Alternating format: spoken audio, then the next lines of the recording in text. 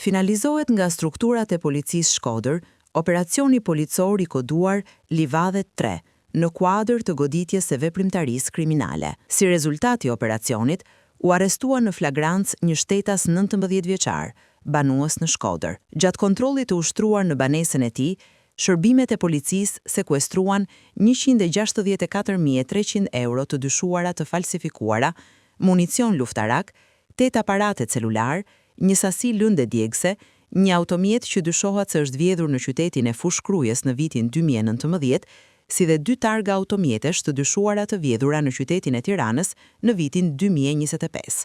Operacioni u finalizua nga sektori për hetimin e krimeve të rënda, në ndrejtimin e prokurorisë së Shkodrës, në bashkëpunim me seksionin për hetimin e krimeve ekonomiko-financiare dhe Komisariatin e Policisë Shkodër, me mbështetjen e forcës së posaçme Shqiponja dhe forcës kombëtare të sigurisë, njësia Shkodër. Arrestimi i 19 vjeçarit, Ornaldo Çerenishta, u krye në kuadër të hetimeve për veprat penale, vjedhja dhe mbajtja pa leje dhe prodhimi i armëve, armëve shpërthyese dhe i municionit, në lidhje dhe me 2 operacione të mëparshme të koduara Livadhet 1 dhe Livadhet 2.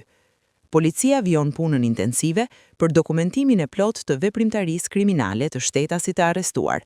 Materialet proceduriale i janë referuar prokurorisë së Shkodrës për veprime të mëtejshme ligjore.